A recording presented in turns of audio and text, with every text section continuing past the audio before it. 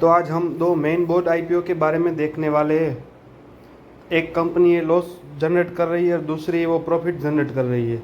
तो दोनों कंपनियों का आज आखिरी दिन है, तो हम तय करेंगे कि किस में अप्लाई करना है और क्यों करना है।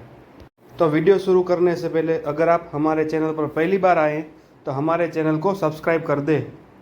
तो सबसे पहले कंपनी देखें तो firstcry.com यानी ब्रेनबीज आईपीओ लिमिटेड। तो इस कंपनी के शेड्यूल के बारे में देखें तो ये 6 तारीख को ओपन हो चुका था और 8 तारीख यानी आज उसका लास्ट दिन है अप्लाई करने के लिए। या इसका अलॉटमेंट 9 तारीख यानी कल तक आ जाएगा और हमारे जो अमाउंट ब्लॉक हुएंगे वो 12 तारीख तक अनब्लॉक हो जाएंगे और 13 तारीख को कंपनी लिस्ट होगी। इस कंपनी के इशू प्राइस के बारे में देखें तो 465 रुपये का एक शेयर है और 32 शेयर का एक लॉट है, यानी इसके एक लॉट की अमाउंट होती है 14,880 रुपया और मिनिमम HNI कैटेगरी में आप 14 लॉट के लिए अप्लाई कर सकते हैं।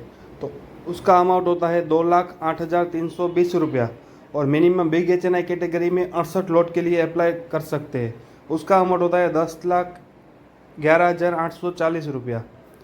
और इस कंपनी के एसेट्स के बारे में देखें तो पहले जहां 2022 में 6,197 करोड़ था, वहां से बढ़कर 7,510 करोड़ हुआ है। रेवेन्यू के बारे में देखें तो उसमें भी शानदार उछाल है, लेकिन प्रॉफिट आफ्टर टैक्स के बारे में बात करें तो 2022 में 78 करोड़ माइनस में था, वहां से बढ़कर 2024 में 321 करोड़ माइनस में है, यानी ये बहुत नेगेटिव बात है। और नेटवर्थ के बारे में देखें तो उसमें भी गिरावट देखने को मिल रही है और बोरोइंग भी बहुत बढ़ गया है। यानी कंपनी का रिजल्ट देख के तो हमको तो इच्छा ही नहीं होती कि इस कंपनी में अप्लाई करना चाहिए। इस कंपनी के सब्सक्रिप्शन फिगर के बारे में देखें तो पहले दिन ये सिर्फ 0.10 गुना सब्सक्राइब हुआ था, यानी 1 गुना सब्सक्राइब भी नहीं, 10% ही हुआ था ऐसा देखा जाए। और दूसरे दिन ये 20% ही सब्सक्राइब हुआ है, यानी अभी तक कुल मिला के 1 गुना सब्सक्राइब भी नहीं पहुंचा है। रिटेल पोर्शन में देखा जाए तो 1 गुना सब्सक्राइब हो चुका है, बाकी डिमांड है ही नहीं पूरी।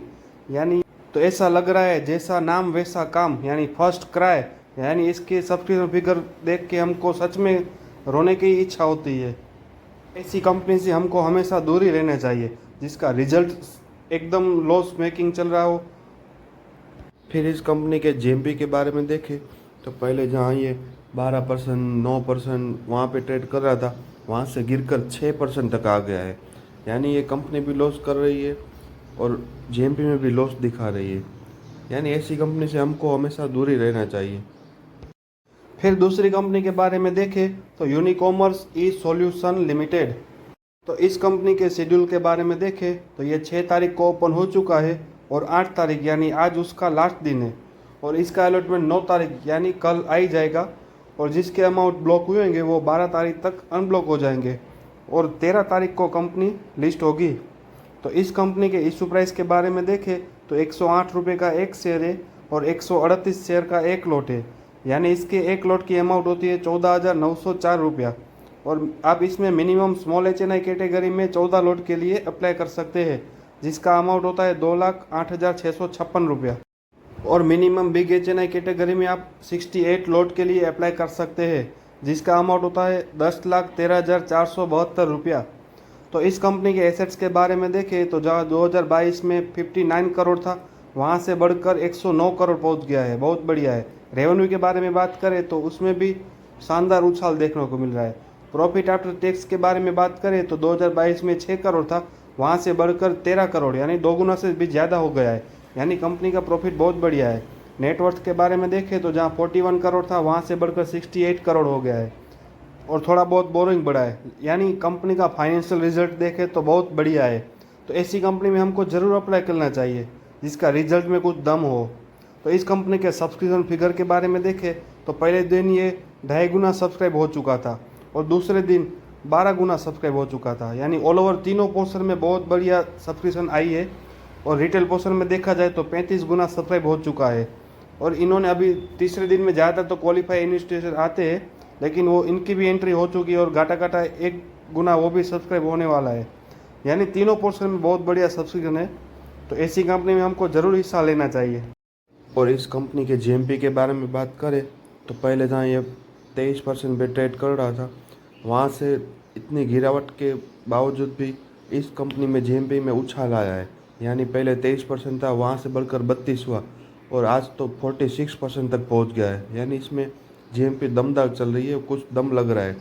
तो ऐसी कंपनी में हमको ज़रूर अप्लाई करना चाहिए, क्योंकि इस कंपनी का रिजल्ट भी बहुत बढ़िया है फाइनेंशियल, और जीएमपी भी बढ़िया है। कभी कभार ऐसा होता है रिजल्ट बढ़िया होता है लेकिन जीएमपी नहीं होती है, और कभी कभार ऐसा होता है रिजल्ट दमदार नहीं होता है फिर भी जीएमपी अच्छा होता है। तो लिस्टिंग के लिए हम अप्लाई ज़रूर कर सकते हैं। तो फाइनली अब किस में अप्लाई करें, firstcry.com या यूनिकॉमर्स ई सॉल्यूशन लिमिटेड।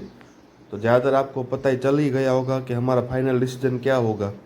तो इसी प्रकार मैं प्रिफर करता हूँ Unicommerce e solution limited company को, क्योंकि सभी तरह से ये बहुत बढ़िया है और हमको इसमें अच्छा खासा लिस्टिंग गेन मिलने वाला है।